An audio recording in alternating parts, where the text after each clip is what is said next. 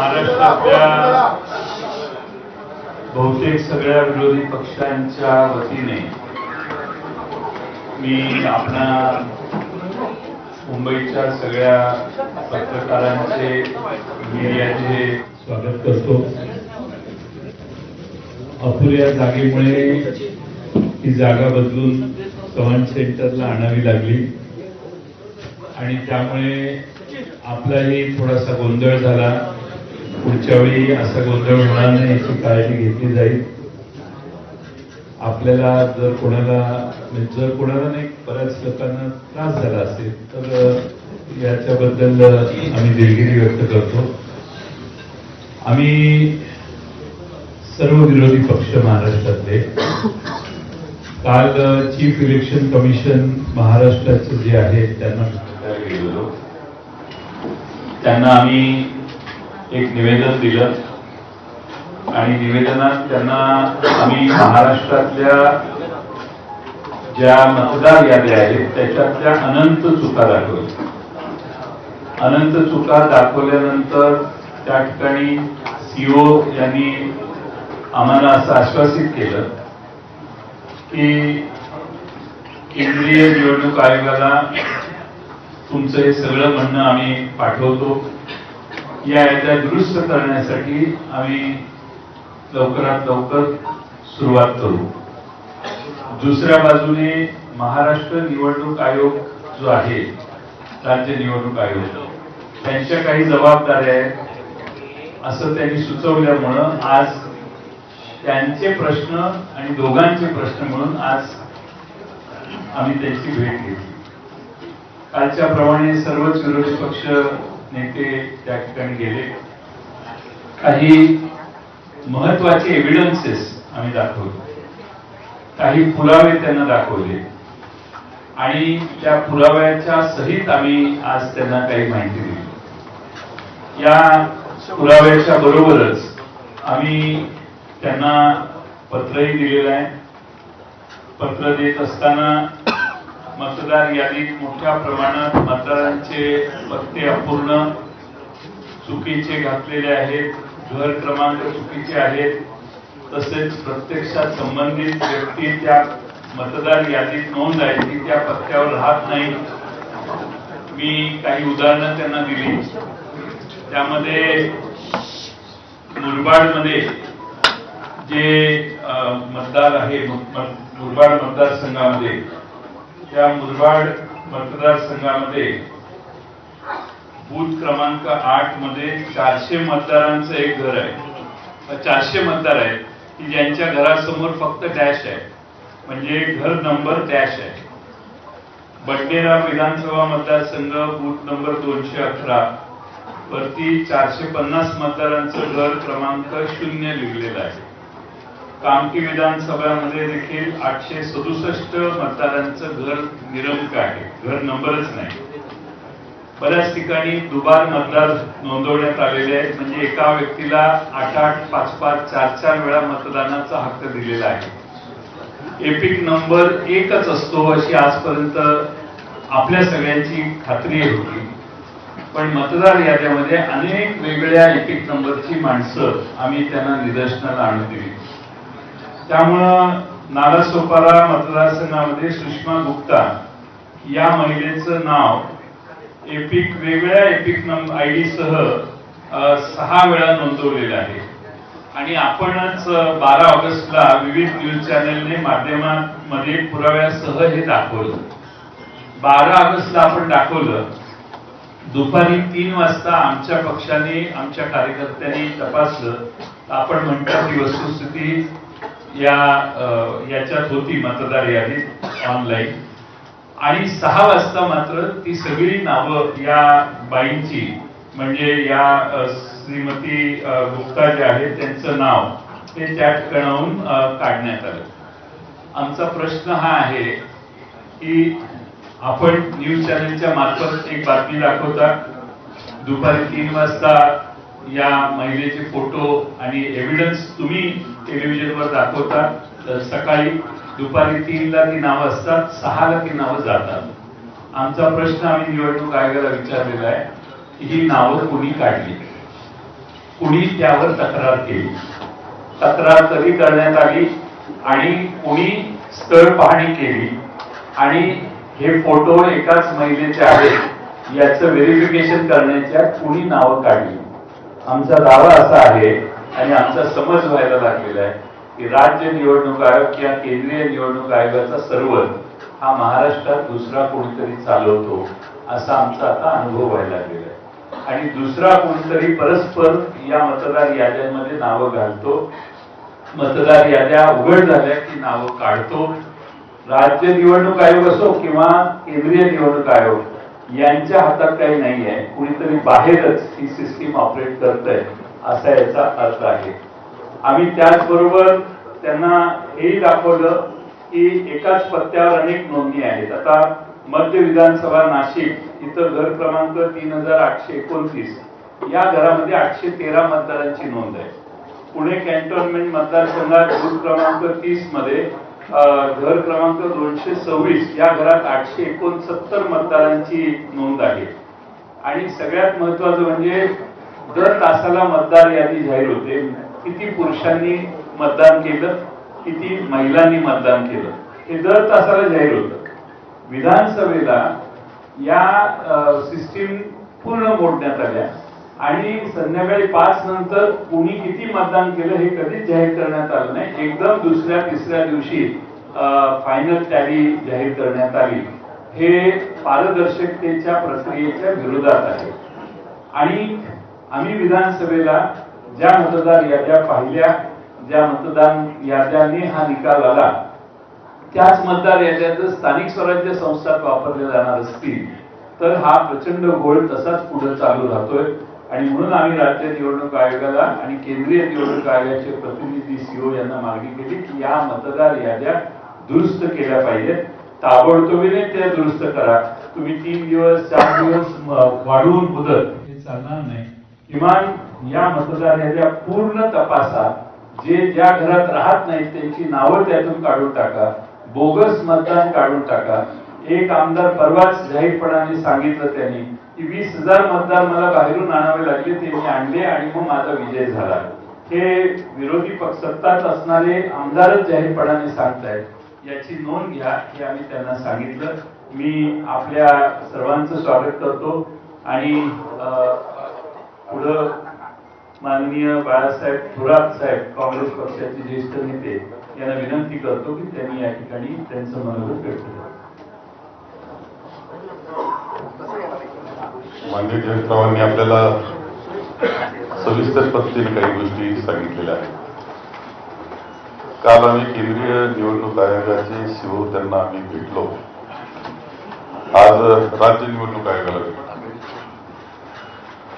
विधानसभेच्या वेळेस ज्या मतदार याद्या होत्या त्याच्यामध्ये प्रचंड दोष होते. आम्ही त्याच कालखंडामध्ये योग्य वेळी योग्य व्यक्तीनं योग्य ठिकाणी हे सांगितलं होतं की याच्यामध्ये दोष आहेत, त्याचं काहीही उत्तर आम्हाला आलेलं नाही. निवडणूक झाली त्या दोषासहित असे काही दोष त्याचे माननीय जयंतरावांनी सांगितलं की 20,000 मतदार हे बाहेरून आणून मी मतदान करून घेतलं, हे आता आमदार सांगतायत असे दोष आहेत. काहींचे नाव वगळले गेले, काहींचे परत नावं ते दिसत आहेत, पण ते चुकीचे आहेत. एका घराच्या नावावर अनेक आहेत. माझं एखादं कॉलेज आहे किंवा माझे कॉलेजचं हॉस्टेल आहे, त्या कॉलेजचे बाहेरून राज्यातून आलेले देशातून आलेले मुलं सुद्धा माझे मतदार, असं होणार असलं निवडणूक आयोग ते मान्य करून घेणार असेल आणि ते बी शेवटच्या क्षणापर्यंत, आणि ही तक्रार करूनच त्याची दखल नाही अशी अवस्था, या असे अनेक घोटाळे घेऊन ही मतदार यादी विधानसभेची होती. आता ती खरं जे विधानसभेची निवडणूक झाल्यानंतर 1 जुलैला तुम्ही आता या राज्य आयोगाला दिलेली, त्या अगोदर कोणतंही पुनर्विलोकन जे असतं ते 6-7 महिन्यामध्ये करण्यात आलेलं नाही, कोणत्या दुरुस्त्या करण्यात आलेल्या नाही, पुन्हा नवीन नावं नोंदण्याकरताची मोहीम करण्यात आली नाही. आणि त्यामुळे सगळ्या दोषासहित 1 जुलैला ती मतदार यादी ही राज्य आयोगाला दिलेली आहे. आणि म्हणून आमचं असं इच्छा होती की हे चुकीचं, हे दुरुस्त तुम्ही केलं पाहिजे होतं, केलेलं नाही. ती जबाबदारी केंद्रीय आयोगाची होती, निवडणूक आयोगाची, त्यांनी काहीच केलेलं नाही. आता राज्य निवडणूक आयोग म्हणतो आमची जबाबदारी नाही. आता या घोळामध्ये तशी त्या दोषी असलेली पूर्णपणे यादी ही मतदानाला जाणार आहे, या निवडणुकीला सामोरं जाणार आहे. ही काही निकोप निवडणूक आहे असं मानण्याचं कारण नाही. यामुळे हे खरं आहे की माननीय राहुलजी गांधी यांनी हे विषय देश पातळीला घेतलेले आहेत. त्याच्यात महाराष्ट्राचा उल्लेख त्यांनी केलेला आहे आणि त्या मांडत असताना जो मुद्दा माननीय जयंतरावांनी मांडला की हे कुणीतरी दुसरे ज्यांच्याकडे पासवर्ड दुसरीकडे दिलेले आहेत ते हे सगळे हँडल करतायत ऑनलाईन पद्धतीनं, असं सुद्धा दिसतंय. हे पुराव्यासह माननीय राहुलजींनी दाखवलेलं होतं. ही वस्तुस्थिती, याच्यावर निवडणूक आयोग उत्तर सुद्धा द्यायला तयार नाही अशी अवस्था आहे. आणि म्हणून आम्ही या बाबतीत केंद्रीय निवडणूक आयोग आणि राज्याचा निवडणूक आयोग या दोघांनाही भेटलो, एकत्रित बैठक केली, परंतु आमचं काही समाधान त्यामध्ये झालेलं नाही. त्यांनी स्पष्टपणे काही उत्तर आम्हाला दिलेलं नाही. ही वस्तुस्थिती आहे आणि हे सगळं घेऊन आम्ही निवडणुकीला, स्थानिक स्वराज्य संस्थेच्या निवडणुकीला सामोरं जाणं हे अत्यंत चुकीचं आहे आणि हे माझ्या मते जनतेला सुद्धा मान्य नाही झालं पाहिजे. निकोप निवडणूक हा आपला पाया आहे लोकशाहीचा, तोच उद्ध्वस्त करण्यास निघालेला आहे. याच्यामध्ये पूर्णपणे राजकीय हस्तक्षेप असले पाहिजे असं आम्हाला वाटतंय आणि म्हणून आम्ही ही भेट आम्ही घेतलेली आहे.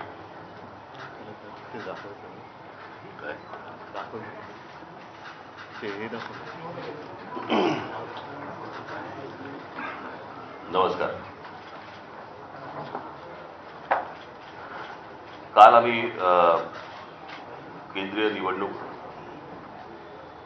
आयोगाच्या प्रतिनिधींना भेटलो आणि आज आम्ही राज्य आणि केंद्रीय निवडणूक आयोगाच्या प्रतिनिधींना दोघांनाही भेटलो.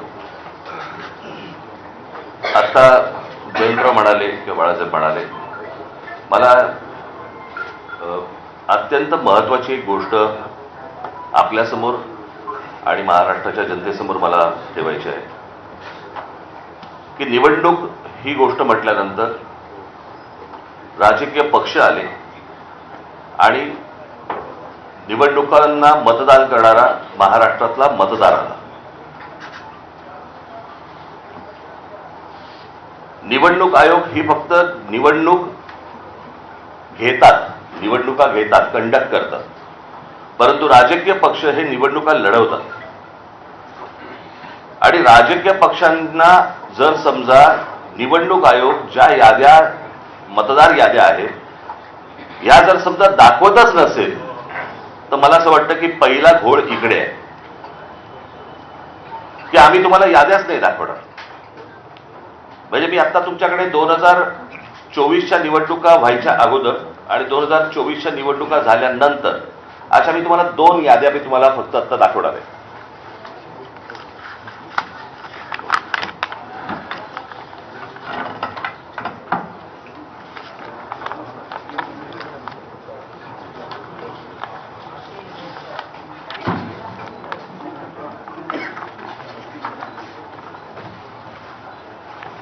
निवडणूक 2024च्या निवडणुका ज्या वेळेला झाल्या त्यावेळेला ज्या निवडणुकांची जी मतदारांची यादी होती ती मी यादीचा काही छोटासा तपशील मी फक्त आपल्यासमोर मी वाचून दाखवणार आहे. याच्यावरनं तुम्हाला साधारणपणे मला असं वाटतं पत्रकार बोलले नाहीत मध्ये तर बरं होईल, आपण कॅमेरामन जरा शांत राहिलं तर बरं होईल, कारण आपलं कॅमेऱ्यातनं सगळं टिकतंय, परत आपण पण बोलताय.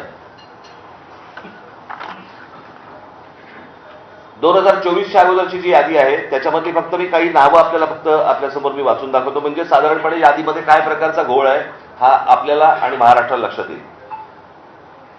मतदारसंघ 160 कांदिवली पूर्व, नाव धनश्री कदम, वडिलांचे नाव दीपक कदम, वय वर्ष 23. आता वडिलांचे डिटेल्स. नाव दीपक रघुनाथ कदम, वडिलांचे नाव रघुनाथ कदम, वय 117. मतदारसंघ 161 चारकोप, नाव नंदिनी महेंद्र चव्हाण, वडिलांचे नाव महेंद्र चव्हाण, वय वर्ष 124, वय 124. आता वडिलांचे डिटेल्स. नाव महेंद्र कुमार श्रीनाथ चव्हाण, वडिलांचे नाव श्रीनाथ चव्हाण, वय 43. कोणी कोणाला काढले तेच कळत नाही.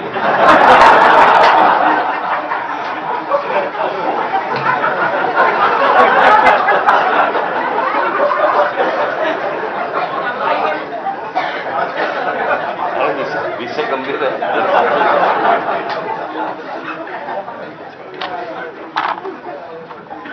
हा 2024च्या निवडणुकीच्या अगोदरचा घोळ.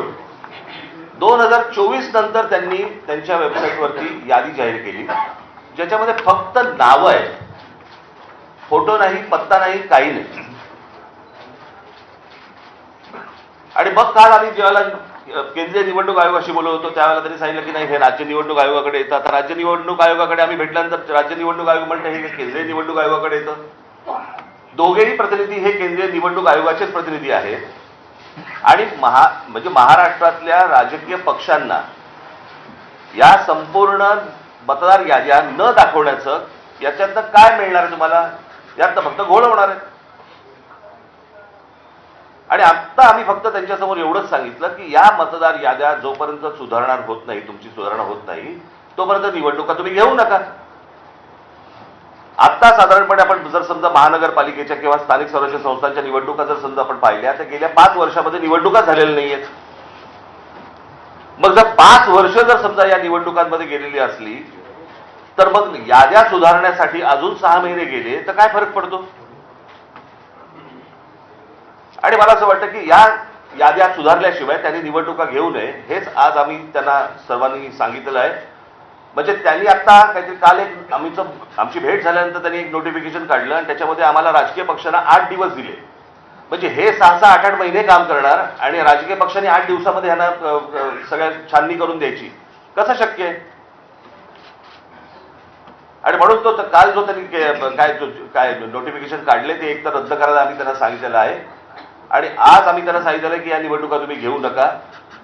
उद्या ते काय याच्यावरती निर्णय करतायत हे आम्ही 1-2 दिवसात पाहू आणि त्याच्यानंतर मला असं वाटतं सर्व राजकीय पक्ष मिळून आम्ही एका निर्णयापर्यंत येऊ. तो निर्णय तुम्हाला अजून 2-3 दिवसांनी सांगू. ठीक आहे, धन्यवाद.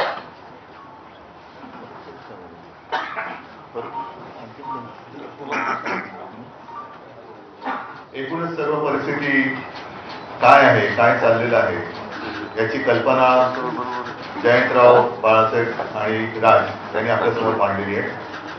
एक गोष्ट मी आवर्जून सांगेन, एकूणच लोकशाहीसाठी, तिच्या रक्षणासाठी महाराष्ट्रातले सर्व राजकीय पक्ष एकत्र आलेले आहेत. आम्ही सर्व एकत्र येत असताना भारतीय जनता पक्षाला सुद्धा पत्र दिलं होतं, पण आज व्यासपीठावर आणि आमच्या कालच्या आणि आजच्या निवडणूक आयुक्तांच्या भेटीमध्ये भाजपाकडनं कोणी आलेलं नाही. हा विषय जो आहे तो गेल्या विधानसभेपासून सगळ्यांच्या लक्षात आलेला आणि एका पत्राचा उल्लेख जयंतरावांकडनं राहिला, तो त्यांनी मला सांगितला. तो म्हणजे विधानसभा निवडणुका ज्या म्हणजे गेल्या वर्षी झाल्या 2024, त्याच्या आधी 19 ऑक्टोबरला 1 महिना आधी महाविकास आघाडीकडनं निवडणूक आयोगाला एक पत्र दिलं होतं आणि त्याच्यामध्ये आमचा विषय हा होता की नाव घेऊन अगदी म्हटलं तरी की काही भारतीय जनता पक्षाचे कार्यकर्ते ह्या मतदार यादीशी खेळतायत आणि त्याच्यामध्ये काही लोक म्हणजे त्यांना हवे ते घुसवत आहेत, नको ते काढतायत. हा सगळा खेळ यांचा सुरू आहे. आता जसं या दोघांनी सांगितलं, अगदी हे पुरावे, ही काही यादी आम्ही घरी नाही छापलेल्या. एकेका व्यक्तीचं नाव 4-4 ठिकाणी आहे, एका जागेवरती 200-200 नावं नोंदलेत. हा सगळा लोकशाहीचा खेळ खंडोबा चाललाय.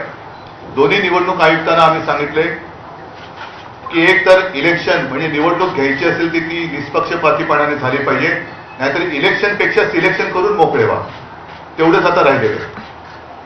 दोघांशी बोलताना थोडंसं आमच्या लक्षात आलं, मी त्यांचा अपमान करू इच्छित नाही, पण हे जे समोर आमच्या बसले ते आयुक्त म्हणून काही त्यांच्याकडे अधिकार आहेत का आम्ही कटपुतळी बावल्यांशी बोलतोय आणि त्यांचे 2 वरती कुठेतरी आहेत, ते वरनं जशी बोटं हलतील तशी इकडे हालचाली होतात की काय. सगळे मुद्दे सांगून झालेले आहेत. याच्यामध्ये आणखीन एक मुद्दा जो आहे तो 1 जुलैचा कट ऑफ डेट, म्हणजे 1 जुलै नंतर ज्यांना 18 वर्ष झाली असतील त्यांना यावेळेला मतदानाचा अधिकारच मिळणार नाही. ही कुठली लोकशाही आहे? आणि हे सगळं बघितल्यानंतर आम्हाला असं वाटतं की ज्याप्रमाणे सर्वोच्च न्यायालयाने जसं काही पक्षांचे, काही प्राण्यांच्या केसेस या सुमोटो घेतल्या होत्या, तसंच आपल्या देशातल्या मनुष्य प्राण्यांची सुद्धा केस ती स्वतःहून तरी घ्यायला पाहिजे आणि देशातली लोकशाही जगवण्यासाठी हा त्यांचा सुद्धा एक निर्णय त्याच्यामध्ये असायला पाहिजे. आम्ही राजकीय पक्ष म्हणून आमचं कर्तव्य करतोय, वेळोवेळी निवडणूक आयुक्तांकडे जातोय, दरवाजे ठोकतोय, पण दाद काही मिळत नाही. आमच्यावरती लोकशाहीच्या नावाने जर काही हुकुमशाही गाजवणार असतील तर ही हुकुमशाही आम्ही काही त्यांना गाजवू देणार नाही, हे तर नक्की आम्ही केलेलं आहे. थोडक्यात आज आमचं म्हणणं या दोन्ही आयुक्तांकडे, कारण काल दोन्ही आयुक्तांना आमच्या विरोधी पक्षांची किंवा आमच्या राजकीय पक्षांची, विरोधी नाही राजकीय पक्षांचे प्रतिनिधी मंडळ त्यांना भेटलं, शिष्टमंडळ भेटलं. त्याच्यात आम्ही केंद्राचे जे निवडणूक आयुक्त इकडे आहेत प्रतिनिधी त्यांना भेटलो. त्यांनी सांगितलं की स्थानिक स्वराज्य संस्था आणि हा सगळा विषय हा राज्य निवडणूक आयुक्ताकडे येतोय. त्यांच्याकडे भेटलं आमचं दुसरं, त्यांनी सांगितलं मतदार यादीचा अधिकार हा केंद्राच्याकडे येतोय. मग नेमका याचा भाग कोण आहे, जबाबदारी कोणाची आहे, का निवडणुका आपल्या घ्यायच्या म्हणून घ्यायच्या आहे. आणि आम्ही त्यांच्याशी बोलत असताना मुहूर्त काय लागला त्यांनी कळत नाही, पण कालच्या काल निवडणुकांचा कार्यक्रम जाहीर केला. आम्ही त्यांना स्पष्ट शब्दात सांगितलेलं आहे की जोपर्यंत हा संपूर्ण निवडणूक मतदार यादीतला घोळ तुम्ही त्याच्यावरती काही स्पष्टीकरण किंवा तो सुधारत नाही तोपर्यंत या निवडणुका होता कामा नयेत. सुप्रीम कोर्टाचा त्यांनी आदेश आम्हाला दाखवण्याचा प्रयत्न केला, पण सुप्रीम कोर्ट असं कधी कुठेही सांगत नाही की तुमच्यात काही दोष असले तरी चालतील, पण या तारखेच्या आधी निवडणुका घेतल्याच पाहिजे. हा सर्वोच्च न्यायालयाचा काही तसा निर्णय नाही. त्यांनी सांगितले की या निवडणुका सदोष असता कामा नयेत आणि निष्पक्षपातीपणाने ते झाले पाहिजे. आता या सगळ्या गोष्टी झाल्यानंतर दोन्ही आयुक्त समोर बाजूबाजूला होते. आम्हाला त्यांनी सांगितले की आम्ही याचा सकारात्मक विचार करतो आहोत. म्हटलं विचार करून चालणार नाही, या गोष्टी होता कामा नयेत. या गोष्टी होता कामा नयेत, कारण आपल्याला जो काही धक्का बसला होता विधानसभा निवडणुकीच्या निकालानंतर, त्या सगळ्या सत्ताधारी जे आता आहेत त्यांच्या सत्ता प्राप्तीच्या चोरवाटा आम्ही आता अडवलेल्या आहेत. या चोरवाट आहे, मतचोरी ही चोरवाट आहे, पक्षचोरी ही चोरवाट आहे. त्याच्यानंतर आणखीन एक मुद्दा आम्ही सांगितलं, पण तो त्याचा पुढचा टप्पा आहे. पहिली मतदारांची यादी ही निर्दोष असायला पाहिजे, व्यवस्थित असायला पाहिजे. म्हणजे 117 वर्ष आणखीन 124 वर्ष असे जर का लंबी उमरवाले मतदार असतील तर मला वाटतं जगातलं सगळ्यात चांगलं वातावरण, हवामान हे आपल्या देशात आहे. कारण इकडे लंबी आयु, दीर्घायुष्य भव म्हणतात ना, तसं झालेलं आहे. थोडक्यात एक तर निवडणूक आयोगाने एक स्वीकारलं पाहिजे की त्यांचा पुनर्जन्मावरती तरी विश्वास असला पाहिजे, आणि नाही तर जे मतदार हयात आहेत आणि त्यांचा मतदाराचा अधिकार हा हिरावून घेतलाय, डिलीट केलेला आहे, मग त्यांच्यावरती सदोष मतवधाचा गुन्हा दाखल करावा का. आणि पुढचा विषय जो आम्ही सांगितलाय तो याच्या पुढचा येईल, तो म्हणजे आता पहिला ईव्हीएम वरती आमचा आक्षेप आहेच. ईव्हीएमचा आक्षेप कमी पडतोय की काय, म्हणून आता मुंबई महापालिकांच्या निवडणुका सुद्धा ईव्हीएम वरती तर घेतल्या जातच आहे, पण व्हीव्हीपॅट पण त्याच्यात ठेवणार नाही. हाही मुद्दा एक महत्वाचा आहे. पण तुम्ही काही पुरावेच ठेवायचे नाही. जर का तिथलं व्हिडिओ रेकॉर्डिंग मागितलं तर व्हिडिओ रेकॉर्डिंग द्यायचं नाही. मतदार यादीमध्ये सगळा गोंधळ करून ठेवायचा. मतदार याद्या मागितल्या तर ते देत नाही. आणि म्हणून म्हटलं की ही काही लोकशाही तुम्ही हुकुमशाहीच्या पद्धतीने चालवत असेल तर ती आम्ही कदापि मान्य करणार नाही. शिष्टमंडळाने जे मुद्दे उपस्थित केलेले आहेत त्यामध्ये जर येत्या काळामध्ये निवडणूक आयोगाकडून सुधारणा नाही झाली तर तुमचं पुढचं पाऊल काय असणार? पुढचं पाऊल पहिलं आजचं पाऊल लोकांसमोर जाऊ द्या. त्याच्यानंतर घाईघाई करण्याची आवश्यकता नाहीये. 2 दिवसात ते सांगतो म्हणाले. सकारात्मक विचार त्यांचा, त्याला ते सकारात्मक कशाला म्हणतात ते त्यांच्या उत्तरातनं कळेल.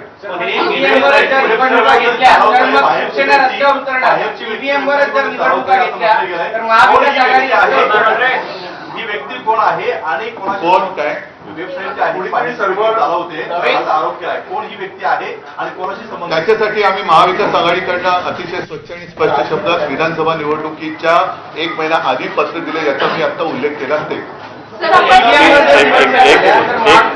एक मिनिट, तुमच्या पहिल्या प्रश्नाचं उत्तर देतो जे जयंतरावांनी त्यांच्याकडे मांडलं ते.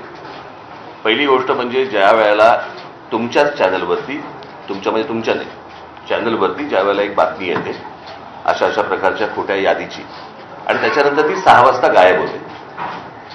ती 6 वाजता गायब होते का, त्याच्यावरती त्यांनी विचारलं की तुमच्याकडे कोणी तक्रार दिली का, काय दिली का. त्या संपूर्ण बातमीबद्दल किंवा त्या यादीबद्दल निवडणूक आयोगाला काहीच माहीत नाही. केंद्रीय निवडणूक आयोग आणि राज्य निवडणूक आयोग ते म्हणाले की आम्हाला ह्यातलं काहीच माहीत नाही, माहिती घेऊन सांगतो. ते म्हणाले आम्ही माहिती घेऊन सांगतो. आता प्रश्न असा आहे की त्यांच्या वेबसाईटवरनं गायब झाले, ज्या तुमच्या चॅनलवरती दाखवल्या गेल्या आहेत. मग जर समजा त्या चॅनलवरती दाखवल्यानंतर जर त्या याद्या गायब होत असतील आणि निवडणूक आयोगाला जर समजा ती गोष्ट माहिती नसेल तर मग हे कोण करतंय, हे कोण काढतंय आणि कोण घालतंय, हा तो प्रश्न आहे. आणि ही गोष्ट त्यांना विचारली गेली. त्याच्यावरती ते बोलले की आम्ही चौकशी करून सांगतो. महाविकास आघाडीने विधानसभा निवडणुकीच्या 1 महिना आधी त्या पत्राला कुठलाही प्रतिसाद आयोगाकडून मिळाला नाही असं तुमचं म्हणणं आहे. मग जर त्या पत्राला जर प्रतिसाद मिळाला नसेल तर आता तुम्ही सगळी एक्सरसाइज करताय, त्याला प्रतिसाद मिळाला कशावर? 12 ऑगस्टला आम्ही 19 ऑक्टोबरला हे पत्र कार्यालयात नेऊन दिलेलं आहे. केंद्रीय आणि त्यांना भेटलोय. आमचे प्रतिनिधी म्हणून जितेंद्र रावळजी स्वतः जाऊन तिथं 2-3 जण जाऊन भेटले, त्यांना हातात दिलं, पण त्याचा कोणताही कॉग्निजन्स त्यांनी घेतला नाही. आणि केंद्रीय निवडणूक आयोगालाही हे पत्र पाठवण्यात आलेलं 1 महिना आधी विधानसभेच्या, आणि त्यात कॅटेगरिकली म्हटलेलं आहे की सोयीची नावं ठेवतायत, गैरसोयीची नावं काढतायत, खाली कार्यकर्त्यांना सूचना दिल्या आहेत, हिरव्या पेनाने टिक करा, सोयीची असतील ती, गैरसोयीची असतील ती लाल पेनाने टिक करा, लाल पेनाची नावं उडवण्याचा कार्यक्रम झाला. हे आम्ही सर्रासपणाने आधी 1 महिना आधी त्यांना, कारण हे चाललं होतं ग्रासरूट लेवलला आणि कुणीतरी हे मॉनिटर करत होतं, हे कळत होतं आम्हाला, म्हणून आम्ही तक्रार केली. पण निवडणूक आयोगाने कोणता प्रतिसाद दिला नाही. निवडणूक आयोगाची स्टाईल अशी आहे की कोणी कुठल्याही राजकीय पक्षाने तक्रार करायची ती त्यांना बाजूला गुंडाळून ठेवण्याची त्यांची प्रथा दिसते.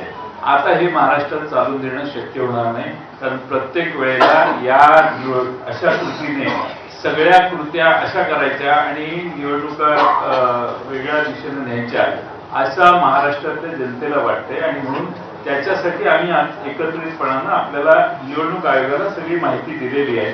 माझ्याकडे हे सगळे पुरावे आहेत. घर डॅश आहे, 0 नंबर आहे. एक मिनिट, ती फक्त यादी एकदा वाचून बघा, एकेका घरात किती. आता मगाशी तुम्ही दाखवलेत ना, हे जरा आपण ऐका. आता हे सुषमा गुप्ता नालासोपारा मतदारसंघ, या बाईचं नाव दुपारी 3ला होतं, 6ला गेलं. कुणी काढलं हा प्रश्न आम्ही विचारला. 12 ऑगस्टला झालेली ती घटना आहे, पण अद्यापर्यंत त्यांना माहित नाही की हे त्यांनी चौकशी केली नाही निवडणूक आयोगाने की हे का झालं, कसं काढलं, कुणी काढलं. हे मुरबाड मतदारसंघात मतदार घराच्या पुढं नुसता डॅश लिहिलाय, घर क्रमांक नाही, नुसता डॅश असणारी 400 मत आहे. दुसरं पुढं त्यांनी त्याच पद्धतीने पुणे कॅन्टोन्मेंट मध्ये एका याच्यात 869 घर आहेत, 869 मतदार आहेत एकाच ठिकाणी, याची तक्रार केली आम्ही. मध्य नाशिक मध्ये 813 मत आहेत. हे सगळे पुरावे आहेत ना याला जोडलेले, असं मोकळं बोलत नाही, विथ एव्हिडन्स आहे. 813 3829 नाशिक मध्य मतदारसंघाचं घर आहे. त्या घराचा नंबर आहे 3829 आणि 813 वोटर्स हे एका घरात दाखवण्यात आलेले आहेत. बडनेराला 0 क्रमांक, घर क्रमांक 0 असे 0 मतदार असणारे, मगाशी मी 11 सांगितलं तेवढे हे आहेत, एव्हिडन्सेस आहेत आमच्याकडं. असं नाही की हवेत बोलतोय. त्यामुळे काही मी ऐकलं. आता याच्यात विशेषतः अशोक पवार यांचा जो मतदारसंघ आहे शिरूरचा, त्यांना केसनन गावात त्यांनी काही ऑब्जेक्शन घेतले. ऑब्जेक्शन घेतल्यानंतर घर क्रमांक 1च असणारे 188, एकाच घरात 188 मतदार आहेत आणि ते घरच नाही आहे त्या गावात. आणि तसं लिहून त्यांनी लेखी तक्रार केल्यावर तिथल्या निवडणूक प्रतिनिधींनी सांगितलं की त्या मतदारांची प्रायव्हसी डिस्टर्ब होते आणि म्हणून आम्ही तुम्हाला ही माहिती देऊ शकत नाही. त्याच्यामध्ये शेवटी कायदा जो आहे तो कायदा काय सांगतो, कायदा त्यांनी असं लिहिलेलं आहे की मतदार यादीत समाविष्ट करण्यात आलेल्या मतदारांची माहिती गोपनीय स्वरूपाची आहे. त्यामुळे सदर मतदारांची माहिती ही व्यक्तिगत माहिती आहे. सदर कागदपत्रांची माहिती इतरत्र प्रसिद्ध होऊ नये या कारणाने संबंधित मतदारांची परवानगी शिवाय आपणास उपरोक्त माहिती पुरवता येत नाही. आता कायदा आहे, कायद्यामध्ये काय म्हटलंय आणि तो कायदाही दाखवला निवडणूक आयोगाला. साधारणपणे 32 नंबरचा कायदा आहे की कुणी कुठलाही हे मागितला कुणी कुठलाही हे मागितला तर ती माहिती आणि ते डॉक्युमेंट्स कोणत्या आधारावर रजिस्ट्रेशन झालं, कोणत्या आधारावर हे देण्यासाठी कलम 32 आहे, त्यामध्ये स्पष्टपणाने म्हटलेलं आहे की तुम्हाला ती माहिती द्यावी लागेल. हा नियम कायदा आम्हीच निवडणूक आयोगाला आता कायदे सांगतोय, त्यांचे हे कायदे त्याप्रमाणे ते देऊ शकतात. पण त्यांना दिलेलं उत्तर अशोक पवार यांना की त्याची प्रायव्हसी, आम्ही काय त्याचे खाजगी गोष्टी मागत नाही, त्याने जे निवडणूक आयोगाला सबमिट केलंय मतदार होण्यासाठी तेवढीच माहिती मागतोय आणि ती देणं आवश्यक आहे असं निवडणूक आयोगाच्या निवडणुकीच्या कायद्यात लिहिलेलं आहे. एक मिनिट येतोय आवाज? नाही, मला यातली फक्त एकच गोष्ट कळली नाही, समजली नाही, जी निवडणूक आयोग आम्हाला सांगते किंवा केंद्रीय निवडणूक आयोग आम्हाला सांगते की मतदारांची यादी ही गोपनीय असते. मला असं वाटतं मतदान हे गोपनीय असतं ना. आपण कोणाला मतदान करतोय ही गोष्ट गोपनीय असते, मतदार कसा गोपनीय असेल? जर ऑनलाईन तुम्ही जर समजा सगळ्या याद्या समजा असतात याच्यापूर्वी दाखवल्या गेलेल्या आहेत, तर ती गोष्ट गोपनीय कशी असेल? आणि दुसरी गोष्ट, तिथे सीसीटीव्ही कॅमेरा तुम्ही लावता, जे नंतर तुम्ही 45 दिवसामध्ये डिलीट करता. जर तुम्ही बघू शकता, आम्ही नाही का बघू शकत? बरं, निवडणूक आयोग याला निवडणुका लढवायच्या नाही आहेत, निवडणुका आम्हाला लढवायच्या आहेत. जर आम्हाला आमचे ते मतदार कोण आहेत हे कळले नाही, म्हणजे मला एक गोष्ट या संपूर्ण प्रकरणामध्ये मी मगाशी आपल्याला सांगायचं राहिलं, माझी ही निवडणूक याच्यामधलं जी काही प्रॉब्लेम्स आहेत किंवा याच्यामधले जे घोळ आहेत याच्यावरची माझी ही दुसरी पत्रकार परिषद आहे. एक पहिली 2017ला झाली होती, मला असं वाटतं तुम्हाला माहिती असेल कदाचित.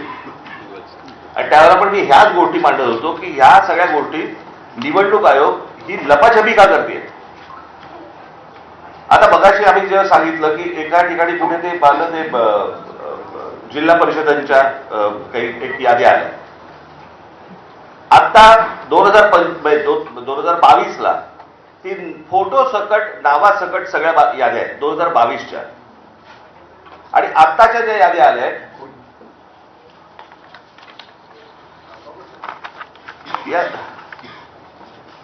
या 2022च्या याद्या आहेत, ज्याच्यामध्ये फोटो आहे, नाव आहे, सगळं आहे.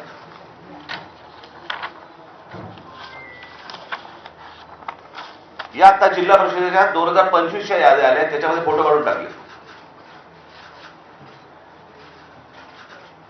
हे सगळं निवडणूक आयोग स्वतः करतंय. हे का करतंय? जर समजा पारदर्शकता समजा ते आणतायत असं म्हणतायत किंवा आहे असं म्हणतायत जर निवडणुकांच्या प्रोसेसमध्ये, तर मग ह्या सगळ्या गोष्टी हे का करतायत आणि कशासाठी हा घोळ घालतायत? काय बोल ना. देवांग दवे या व्यक्तीचा एक उल्लेख या वरच्या चर्चेमध्ये करण्यात आला आहे. हा जो सगळा घोळ आहे, याच्यावरचा जो अभ्यास आहे, त्याच्या मागे ह्या देवांग दवेचा काही हात आहे का?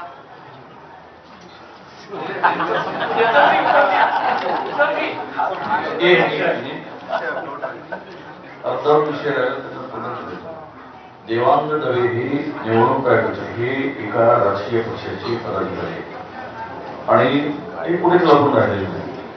त्यांच्याकडे जो कंत्राट दिला आहे डिलीट करायचं पण आहे ना, एडिशनचं पण आहे. डिलीशनचं आहे, एडिशन दोन्ही काम तो करतो आहे वेबसाईटवर अधिकृतपर्यंत जाऊन. कारण अधिकृत कंत्राट दिल्यामुळे वेबसाईट हाताळण्याचं काम त्याच्याकडे आहे आणि तिथूनच करायची घोळ असावा असा आमचा गोड समज आहे.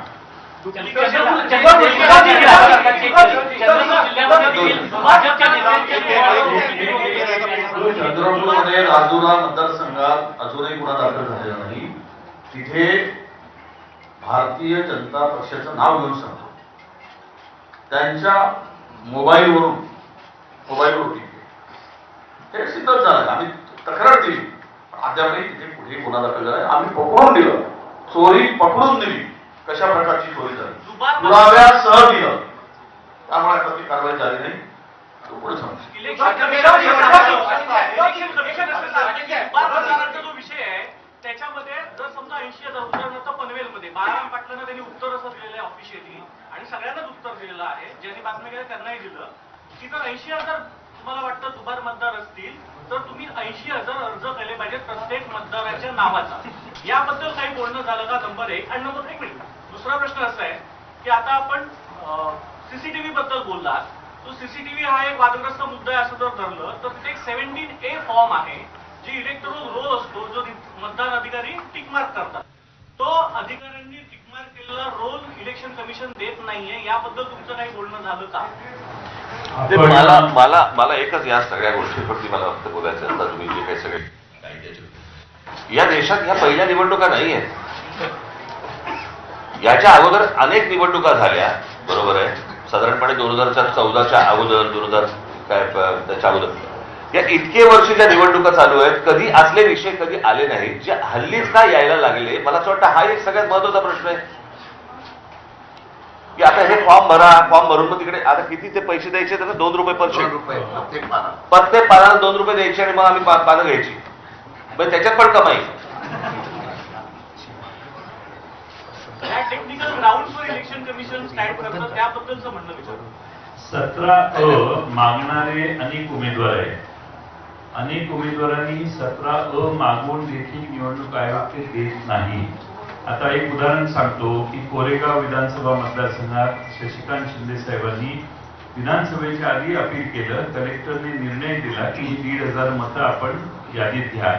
तरी खालच्या अधिकाऱ्याने ती अपील मान्य झाल्यावर देखील त्यांची मतदार यादीत नावं समाविष्ट झाली नाही.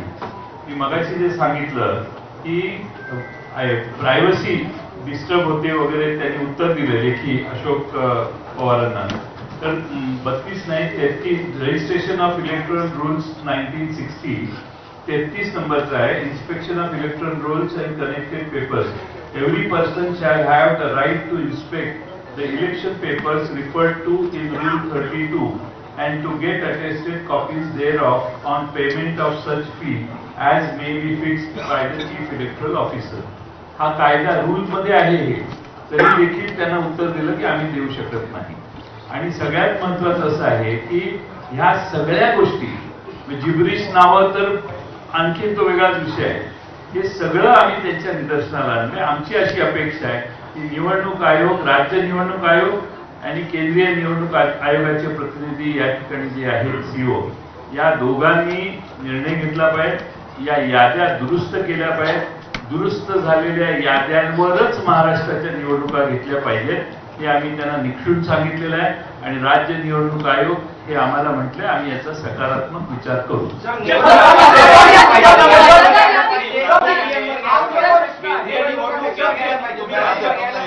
तुम्ही राज्य निवडणुका घेतल्या तर मग भूमिका काय असणार? आधी पहिले याद्यात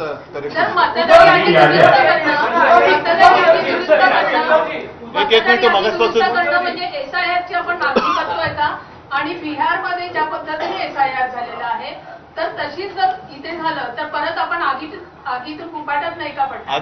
ही SIR ची मागणी आहे. ज्याचं जे उत्तर राजनी दिलं की आपल्या आयुष्यातली किंवा देशाच्या आयुष्यातली ही पहिली निवडणूक नाहीये, त्याच्यामुळे हे सगळे आता फुसफट आता का काढली जात आहे? आता का काढली जात आहे? आतापर्यंत लोकांनी मतदान केलेलं नाही का? आतापर्यंत काही देशामध्ये सत्ताधारी जन्माला आलेले नाहीत का? तर आता हा जो काय खेळ चाललेला आहे हा सरळ सगळा खोटा कारभार चाललेला आहे. आणि म्हणून मला असं वाटतं आम्ही त्यांना जे काय सांगितले की जोपर्यंत ह्या याद्यांमध्ये सुधारणा होत नाही तोपर्यंत निवडणुका तुमच्या पत्रात घेऊ म्हणजे नये.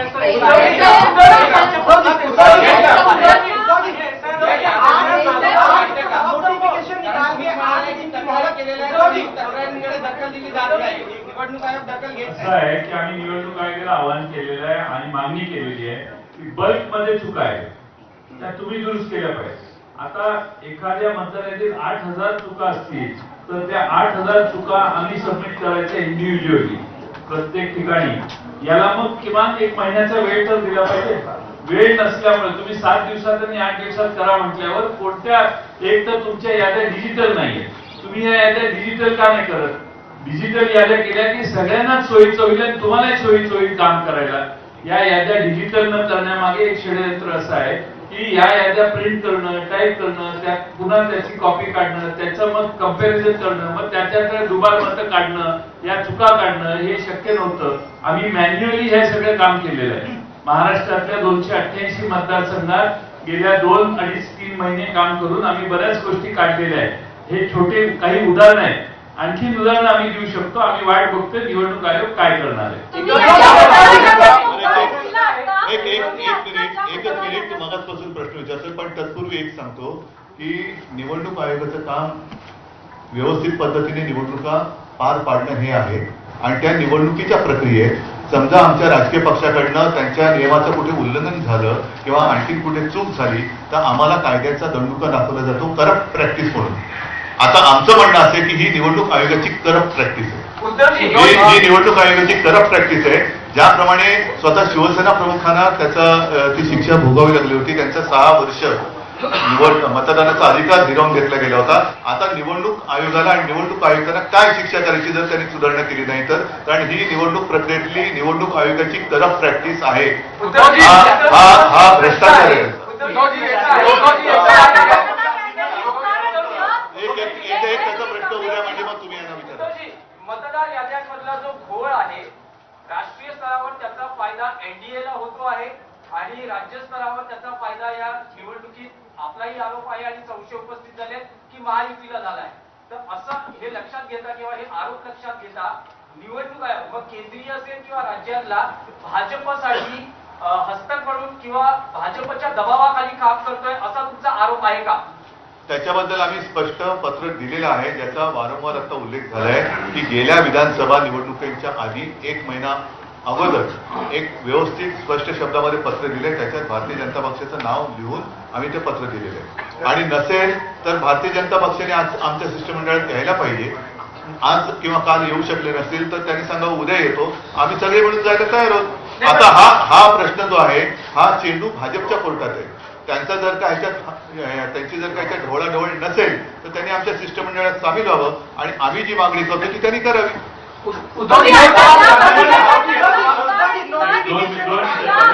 एक काम करता, एक मिनिट माफ करा, तुम्ही फक्त हात वरती करा, आम्ही सांगू कोणाला बोलायचं. कलकलाट करण्यापेक्षा ना तुम्ही फक्त हात वरती करा, आम्ही फक्त सांगतो की बाबा तू बोल तू बोल तू बोल एवढं करतो. आता बोल. तुम्ही ज्या मतदार याद्यांचं आता उदाहरण दिलं की ह्याच्यात ऑब्जेक्शन आहेत, अशा किती कॉन्स्टिट्युएन्सीचे ऑब्जेक्शन तुम्ही आता सबमिट केले आहेत? आम्ही आता काही प्रमुख कॉन्स्टिट्युएन्सीची उदाहरणं दिलेली आहेत. महाराष्ट्रातल्या प्रत्येक मतदारसंघात हे काम चालू आहे. स्थानिक दृष्ट्या त्याची ऑब्जेक्शन सबमिट होतील, परंतु बल्कमध्ये हे झालेलं आहे, फ्रॉड आहे असं आम्हाला वाटायला लागले तर ते निवडणूक आयोगाने पुढाकार घ्यावा ना. आम्ही 2 हे असतात, एक म्हणजे फोटो आयडेंटिटी सेम आहे असे बघून ते नावं बाजूला काढता येतात, त्याचं एक वेगळं सॉफ्टवेअर आहे. नावं एकत्रित करून सगळी नावं कम्पेअर करून ती डुप्लिकेट झाली असतील तर ती नावं बाजूला काढायला सॉफ्टवेअर आहे. ही सॉफ्टवेअर 2019च्या निवडणुकीच्या आधी वापरलं जायचं, पण दुर्दैवाने 2022-23 नंतर हे वापरलंच नाही. तर आम्ही त्यांना कालच विनंती केली की हे सॉफ्टवेअर वापरा आणि हे डुप्लिकेशन जे आहे ते काढून टाका. त्यांनी केलं पाहिजे. एकच मी सांगतो, आमच्या लोकांनी त्या ठिकाणी जे ऑफिसर आहेत अधिकारी आहेत त्यांच्याकडे हरकती घेतलेल्या आहेत, पण ते सरळ सांगतात की आमच्या राज्य निवडणूक आयोगाला आम्हाला ह्या अधिकार किंवा आम्ही हरकती घेण्यामध्ये कुठल्याही प्रकारचा आम्ही काही हस्तक्षेप करू शकत नाही. हा फार मोठा गंभीर त्या ठिकाणी प्रश्न निर्माण झालेला आहे. जर बोगस नावं दाखवली तर त्या बोगस नावाच्या संदर्भात हरकत घेतल्यानंतर त्याची चौकशी करायला पाहिजे. ते सरळ हातवरती करतायत प्रांत किंवा तिथल्या निवडणूक अधिकारी. आता आम्ही प्रत्येक पक्षाने त्या कार्यकर्त्यांना आपापल्या ठिकाणचे सर्वेक्षण करून जी बोगस नावं आहेत ती काढून तुम्ही म्हणाला त्या प्रश्नाने आम्ही राज्यावर गोळा करणार आणि निवडणूक आयोगाला देणार, त्याला आम्हाला वेळ पाहिजे. एक असं आहे, 2 मिनिटं.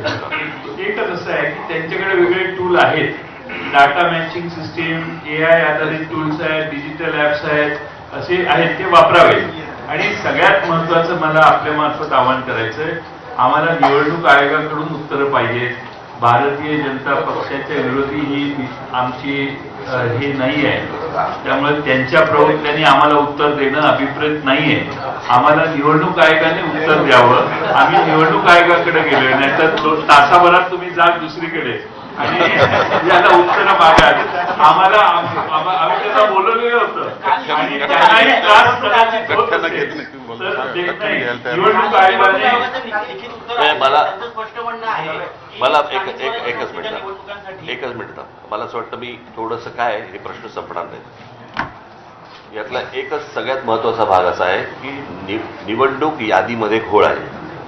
निवडणुकीच्या यादीतले घोळ दोन्ही राज्य आणि केंद्रीय निवडणूक आयोगातल्या प्रतिनिधींना आम्ही त्यांच्यासमोर ठेवलेले आहेत.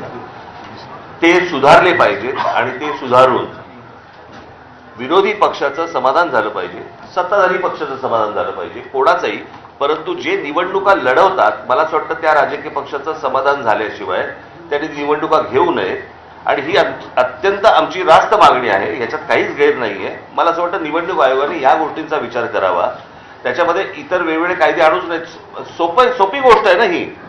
ह्याच्यामध्ये काही कॉम्प्लिकेटेड असण्याचं काही कारणच नाहीये. आम्ही काही क्लिष्ट काही विषय बोलतच नाही आहोत की बाबा आम्ही मतदार याद्या दाखवलेल्या आहेत, मतदार याद्यांमध्ये बाबा घोळ आहे. थांबा ना, मी पण आलोय पहिला. मतदार याद्यांमध्ये घोळ आहेत आणि मतदार याद्यांमधले घोळ त्यांच्यासमोर ठेवल्यानंतर मला असं वाटतं की ते आणि राजकीय पक्ष यांनी मिळून या याद्या सुधारल्या पाहिजेत आणि याद्या सुधारूनच निवडणुकांना सामोरं गेलं पाहिजे. कारण जी लोक मतदान करतायत, म्हणजे जर समजा तुम्ही एक गोष्ट बघितली असेल, यातला एकच फक्त महत्वाचा भाग सांगतो की गेल्या 2024ची जी विधानसभा इलेक्शन झाली, या विधानसभा निवडणुकीनंतर 232 जागा या ह्याच्या युतीच्या महायुतीच्या निवडून आल्या. 232. पण या 232 जागा निवडून आल्यानंतर देखील मला असं वाटतं तुम्ही सगळेच जण त्याला विटनेस आहात, संपूर्ण महाराष्ट्रात सन्नाटा होता. ज्या प्रकारचा जल्लोष महाराष्ट्रामध्ये व्हायला पाहिजे होता त्या प्रकारचा जल्लोष महाराष्ट्रामध्ये नव्हता. हे कसलं द्योतक आहे. सर्वांना धक्का बसला, म्हणजे निवडून आलेल्यांना पण धक्का बसावा. पडलेल्यांना बसतोच, पण निवडून आलेल्यांना पण धक्का बसावा ही कोणती निवडणूक आहे. तर मला असं वाटतं की हा अतिशय सोपा विषय आहे. या सोप्या विषयामध्ये याद्या नीट कराव्यात आणि निवडणुकीला सामोरं जावं, एवढंच फक्त आमचं म्हणणं आहे. कारण हे काही प्रश्न थांबणार नाही.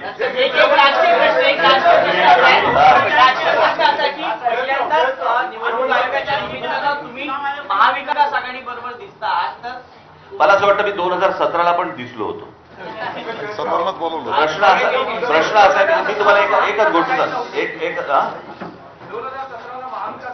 ते असेल किंवा नसेल तो विषय नाहीये. प्रश्न असा आहे की या सगळ्या याच्यामध्ये एक गोष्ट लक्षात घ्या. आता निवडणूक होणार कशी होणार हे महत्वाचं आहे.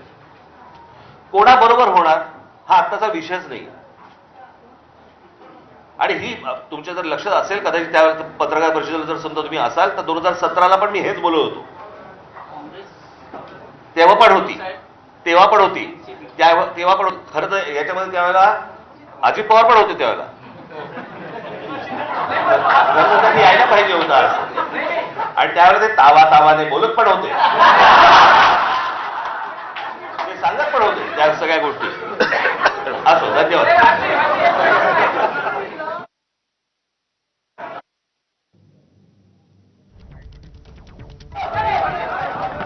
तर महाविकास आघाडी आणि मनसे असे एकत्रितपणे ही पत्रकार परिषद पार पडलेली आहे. केंद्रीय आणि राज्य निवडणूक आयोगासोबत त्यांनी चर्चा केली, मात्र केंद्रीय आणि राज्य निवडणूक आयोगानं त्यांना समाधानकारक अशी उत्तरं दिलेली नाहीत असं त्यांचं म्हणणं आहे. निवडणूक म्हटली की राजकीय पक्ष आले आणि मतदाराला महाराष्ट्रामधले मतदार देखील आले, मात्र मतदार याद्यांमध्ये मोठ्या प्रमाणावरती घोळ आहेत आणि जोपर्यंत हे घोळ व्यवस्थित होत नाही, इथल्या त्रुटी दूर होत नाही, तोपर्यंत निवडणुकाच घेऊ नका अशा पद्धतीचा एक आक्रमक पवित्रा विरोधकांनी घेतलेला दिसतोय. आम्ही एकत्र येत असताना आम्ही भाजपला देखील पत्र दिलं होतं. भाजपनं देखील आमच्या